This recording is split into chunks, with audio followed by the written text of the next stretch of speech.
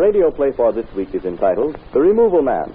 It is a dramatization based on a story which will be found in the fascinating pages of next Sunday's issue of the American Weekly, the educational and entertaining magazine distributed with every Hearst Sunday newspaper from coast to coast. A thin, pale man with fair, almost silvery hair and eyes so clear that they are the color of water stands waiting patiently at a door in Paris for an answer to his ring. Yes? What is it? Monsieur Andre? Yes, I'm Antoine Andre. My name is Hans Lucius. Did you by any chance receive a circular from the Silent and Efficient Removals Company? Yes, I did. I remember it had some rigmarole on it about unwanted people being removed without rest. I do not wonder you were surprised. It was a mistake that you got that circular, monsieur. Eh? Yeah. I have come to ask you to excuse the mistake and to get my circular back. A joke between friends about my removal business. That's all the circular was. Too bad it's only a joke. Are you serious, monsieur? Yes. There's a certain racing driver, René Vuitton. I'd give a good deal to have him put out of my way. Ah, then perhaps you and I can do business after all, huh? How so? Have you read this article here in the paper a few weeks ago about the mysterious death of an old tramp? Of course, yes, I remember. Whoever did that job did a good one. Silent, speedy, and efficient. Shall we go inside and have a little chat? Then you are... Yeah. I am the removal man.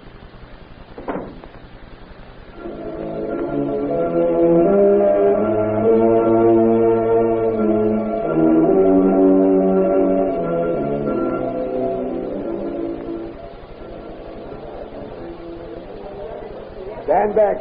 Keep back, please. Keep back. There's nothing more to be done for him. René Vuitton has driven his last car. The ambulance doctor will confirm that when he gets here. Let me through here, please. I'm from the Sûreté. Bertillon, I'm glad you're here. Why did you send for me, Aston Wolf? There's nothing homicidal about a racing driver getting killed in a crash. And there's no reason why René Vuitton, a skillful driver almost without nerves, should have gone off the road at this point. Now look, a straight, fair road for miles. Bertillon, there's something queer about it. Excuse me, monsieur. I'm Antoine Andre. Is the driver really dead? I'm sorry to say he is. Good. At last. Come. Is this the way to act in the presence of a tragic death? Most assuredly in this case. I need not hide the fact that I'm delighted. I know you. You're the financial backer of Vuitton. I was, until he stole the love of my wife. Now I come upon him dead. Do you wonder I'm delighted? Did you ever hear anything like this, Bertillon? The man must be insane. Well, you can never tell about an outraged husband's reaction. Oh, here's the ambulance.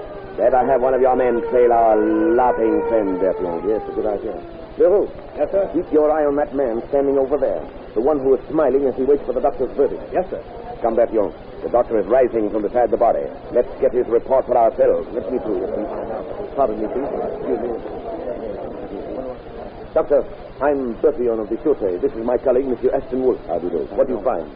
Monsieur, this man was dead before the crash occurred. Our friend is still hysterical with amusement. It couldn't be planned, could it, Bertillon? It certainly is hard for any man to find a tragic death so amusing. Look, he's getting into his car. Leroux. Yes, sir. Follow that man. Don't let him get out of your sight. Yes, sir. Call me at my office and report all that happened. Yes, sir.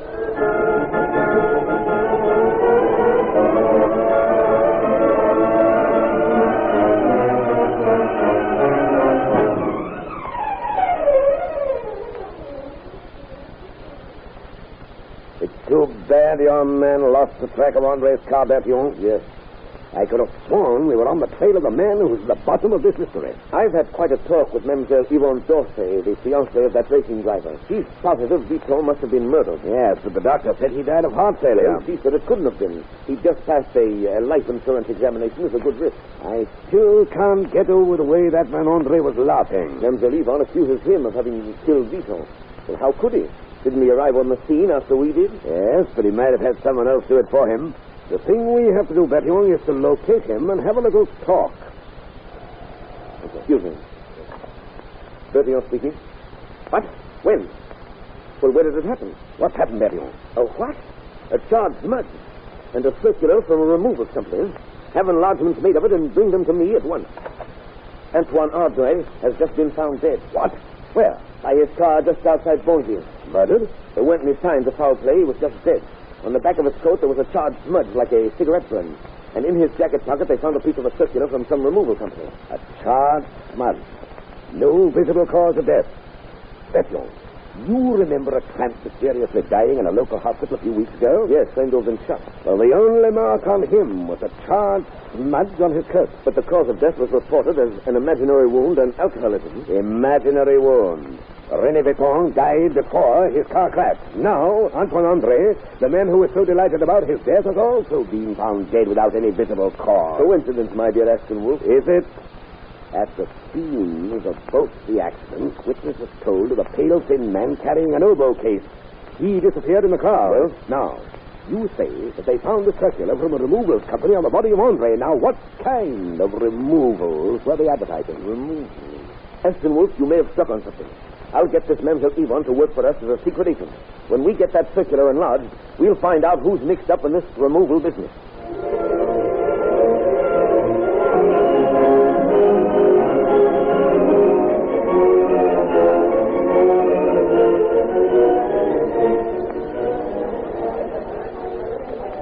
You are positive that Hans Vito will be here, Mademoiselle Yvonne? Oh, yes, Monsieur Ashenworth. He told me he would meet me here at this cafe at 9 o'clock.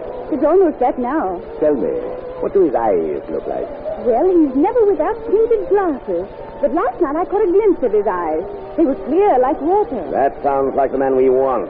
The man who was seen at the accident. The man who bought the printing press that made these circulars. Another peculiar thing is that he never goes out without that oboe case strapped around him. Tell me, does he play the oboe? No, and I don't see how anyone could. Well, what do you mean by that? There are no holes under the keys of the instrument. And the thing that looks like a mouthpiece isn't real. That's what I thought. Monsieur, how can anyone play on a silent oboe? That's what we may soon learn, Mademoiselle Yvonne. I don't understand. Did you see this in the paper this evening? Whose picture is this? Betjon, Peter de Sûreté, who has obtained the identity of the mysterious killer of René Vuitton, the racing driver, and Antoine Andre, his former backer. Why, what does it mean? This is not Monsieur Betjon. Oh, yes, it is, but disguised. There he is, over at the bar. Oh, Monsieur Betjon. Just like the picture. Why, how clever of him. I should never recognize him. Well, you see, I wish to force our unknown killer's hand. Oh. So I gave up the story, saying that Betjon is in the habit of frequenting this cafe. I figured out that our man will come here and try and remove him. But isn't that terribly dangerous? Suppose he should. Now, don't you worry. Betjon is wearing a bulletproof vest, and we have this place covered with men hidden in doorways. We are ready for our friend, the removal man. I see it now. See what, Mademoiselle? That's why this man Blucher said to meet him here at this cafe. You think so? It must be. He was reading this paper this afternoon when he gave a cry of glee. He threw it down and told me to run along. He'd meet me here at 9 o'clock tonight. Good. We shall soon know if we're right. Now, Mademoiselle, you sit over there at that table. Now, pay no attention to me. When our suspect gets seated with you, Betjon will leave the cafe. Then we shall see what happens. I'm terribly nervous for Monsieur Betjon. If Hans Blucher is the one. Oh, here comes Blucher now. And he's got his oboe case with him. So, here you are, my Kleiner, waiting for me, yeah? Yes, Hans. Didn't you tell me to meet you here? Yeah, that's this way. Well, after I've been waiting for so long, can't you look at me instead of around the room? Oh, excuse me, Litchi. I was also expecting a man to be here tonight. Oh. Yeah, there he is. Just leaving the bar. Listen, Ivan, I must speak to him. If I do not come back, meet me at my house. Auf Wiedersehen. Monsieur Ashenworth, He's gone off with Betjon, Mademoiselle. I must hurry. if he escapes, you will find him at the address I have written on his menu. Good, thank you. But he'll not escape us, Mademoiselle. Leroux, the pretty Betjon go. Down that alley. Quickly, we haven't any time to lose. There he is, and the German following him. Look, the fellow has pulled out the instrument, and he's aiming at Betjon's back. Wait, you get the fool. What was that? It looked like a firecracker landed and exploded on Betjon's back. Here's where we get our removal man. There he goes, running for that doorway. Stop, or I'll fire. All right, then. He's disappeared into that doorway. Oh, after him. I want to see what happened to Betjon.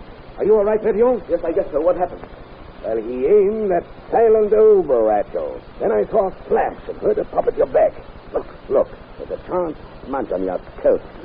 So there is. Just like that tramp's coat. Now let's look under your shirt. Well, what do you see? I didn't feel anything hit me. There's some liquid running down your teal vest here. After being poisoned, supposed to be automatically flooded into your blood. The man has completely disappeared, monsieur. We've lost him. Not yet, Bertillon. Here's Lucas' address. Mademoiselle Yvonne gave it to me. She was to meet him there if he didn't come back. Come on, we must hurry.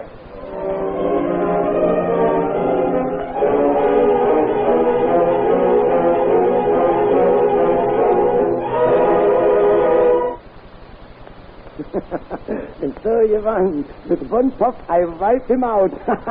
Oh, what a wonderful sensation to be able to snuff out the life of an enemy like blowing out a candle. Yes.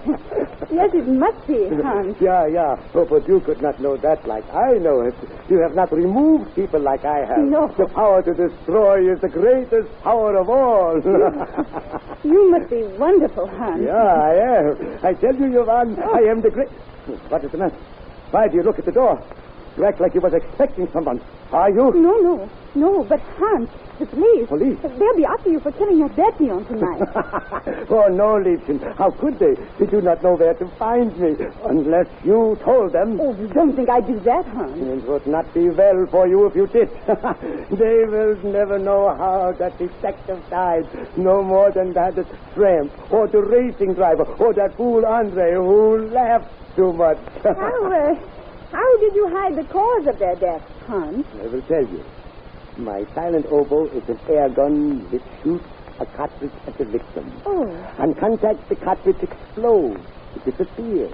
A needle attached to it has, in the meantime, stuck cobra poison into the blood. When it is over, nothing can be seen but a little smudge like from a cigarette. What's that? The police.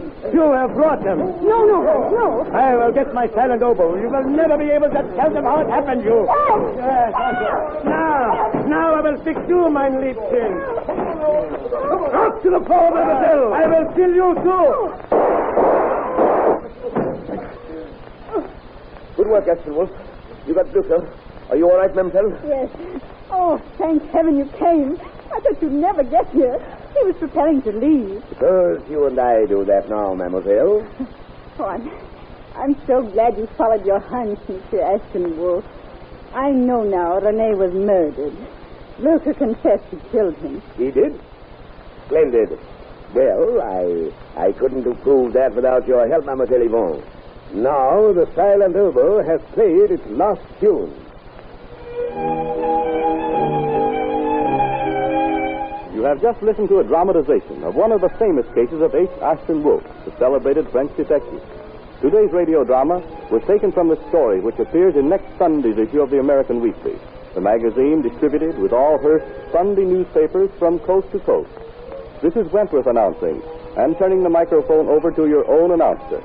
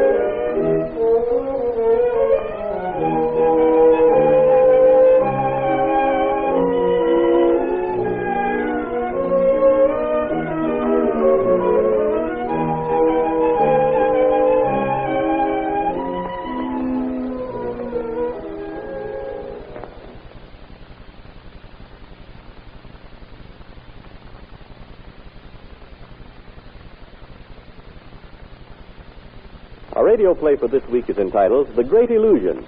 It is a dramatization based on a story which will be found in the fascinating pages of next Sunday's issue of the American Weekly.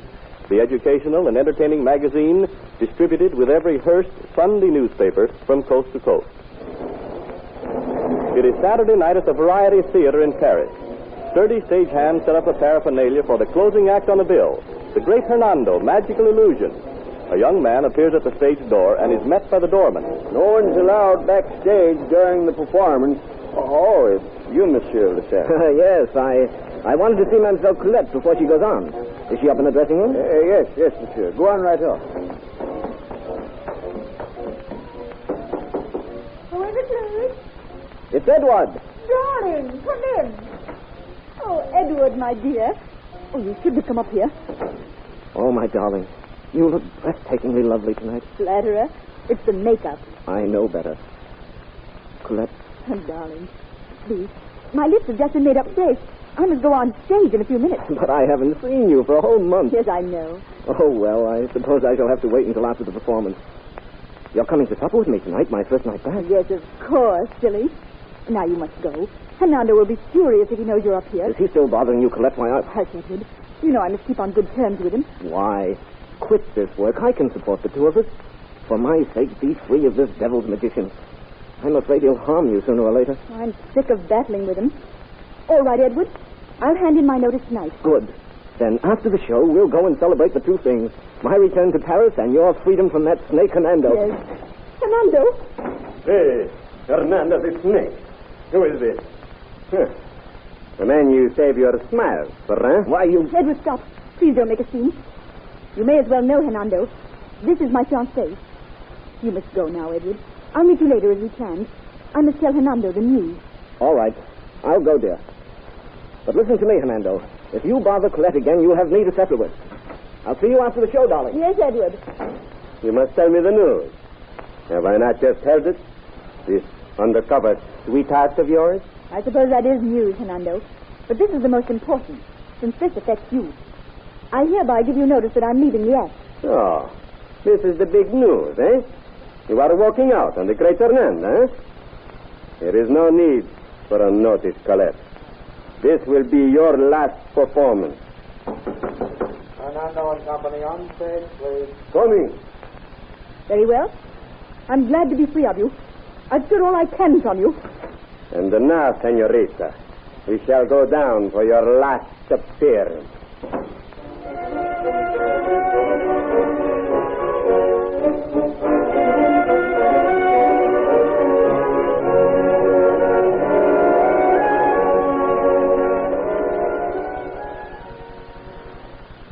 Galbertio, did you ever hear anything like it? Never, Aston Wolf. Even the young man here must realize that it's only a coincidence. A modern magician is only an illusionist. It's impossible for him, really, to make a human being disappear into thin air. I'm not trying to be melodramatic, Monsieur Bertillon. I'm merely telling you the facts. Saturday night, when Colette was made to vanish, she really did disappear. Yes, but you told us that she'd been repulsing this magician's attentions. Perhaps she ran away in order to avoid him. Why should she run away in full makeup and stage costume? I've seen the act, Aston Wolf. The magician stands down near the footlights during the whole illusion. It would have been impossible for him to have left the stage to molest the girl. Yes, but who knows what happened in the darkness when Colette was hidden by the artificial flames. He's killed my Colette, I tell you. Come in. Senor Bertillon, I have called to. The Great Hernando. Arrest him. There's Colette's murder. My late assistant, fiancé. I'm just in time. I gather he's been telling you that I made away with Senorita Colette. You young fool. You'll be trying to blacken my reputation once too often. Senor Hernando, please. I beg pardon, senor. Perhaps I'd better wait outside. No. I'm glad you came when you did. As you surmised, we were discussing the mysterious disappearance of your assistant.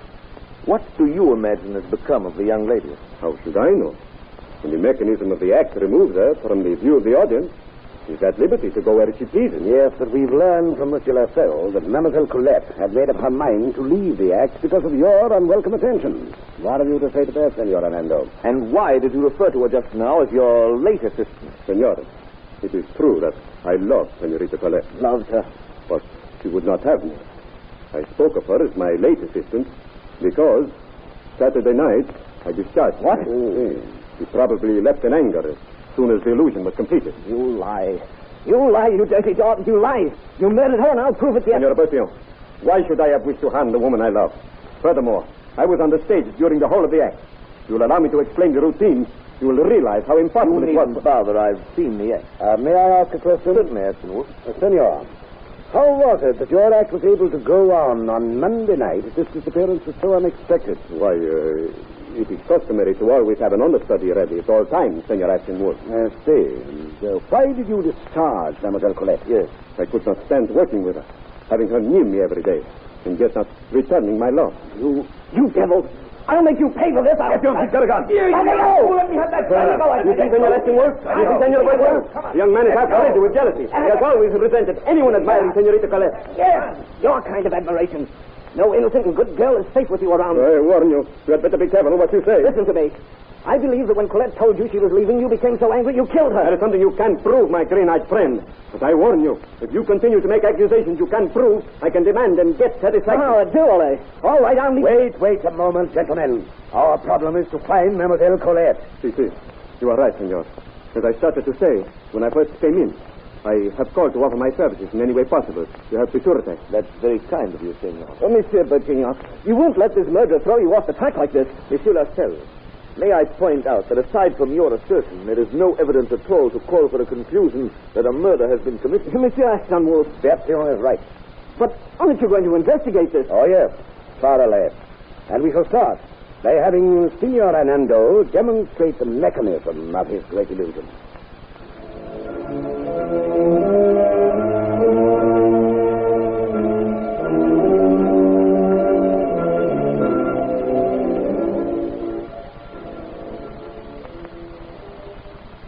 Well, A.W., Ananda will be here at the theater any minute. What have you found? It's a good thing we made the appointment an hour later than the time we actually intended getting here, Bertillon. It's given us an opportunity to make our inspection. Did you notice the tiny grease marks on certain letters of this polished automatic switch that works the mechanism? Why, no. When you set down S-Y-Z-Y-G-Y, they spell syzygy. Syzygy? Why, it's meaningless. Sorry to contradict. Now, syzygy is the astronomer's term meaning that several bodies are in a straight line with each other. For example, when the moon, earth, and sun are in one line. Still, it's not clear. Well, now, I believe that syzygy in this case means that certain parts of this mechanism are in a straight line with something. But I've noticed that no position of the switch at present will bring the notches into the spelling of the word while in operation. While you were upstairs in the dressing room, I learned from a stagehand that he greases this switch every Saturday morning. It hasn't been cleaned, therefore, since the day Mademoiselle Colette disappeared. Then you think someone has changed the position of the notches on the control switch since last Saturday's performance? Huh? I know it. And while we're waiting for Senor Anando to arrive to demonstrate his great illusion, let's unscrew the plate and rearrange the notches so that the letter spelling syzygy are in circuit again. Just as they were the night of Mademoiselle Colette's disappearance. You may have hit on something, A.W. While I'm doing this, look around that revolving platform at its edge. Use your magnifying glass. Use it carefully. All right. We haven't much time before the magician arrives, so hurry. I will. See if you can find any marks or peculiarities on that wooden turntable. Very well. Tell me, Berthiaud, isn't this pretty permanent equipment for a variety show magician? This theater used to be devoted solely to feats of magic, but of late they've had to turn it into a variety theater. That's it. The Great Anando is the only act that stays permanently. Well, that strengthens my theory. Well, there's the switch all changed. You found anything? Yes, look at this. Plaster, cement, and dust. You found this on the edge of the revolving platform? Yes, what does it mean? Well, I told you syzygy meant that certain things are in a straight line, didn't I? Ashton Wolf, you mean the revolving platform meets a secret panel? Eh? That's my theory. And when Anando arrives and demonstrates his trick, we shall soon see. Look out. There comes someone. Senor Anando? No, it's I, Edward LaSalle. I hope you won't mind my watching this demonstration. Besides, I've seen the act and know how it's done. Glad to have you, monsieur. This must be the magician coming now. Senor, I am sorry to be late. Quite all right, senor. I was, Oh, Senorita Colette's fiancé is here, eh? Yes, suppose you begin your act. Very well. You see the wax Raja lying there in the fire of artificial love? Yes. My assistant, the Senorita Colette, at the end of her interpretive dance, threw herself beside the figure. Then I gave a cue to throw this switch. Just a moment. Suppose we have someone to impersonate the girl. Why not? Who will be the impersonator? You, Senor Lascelles, who are so suspicious of me? Yes. I'll take Colette's place. Yes, but if you're... Don't try to stop me. I want to know what happened to her. Let them prove once and for all that I had nothing to do with it, Senor. Very well. Are you ready, Senor? Ready. On your switch. Very well. From my place at the footlights, I give the cue to my electrician who throws the switch. So.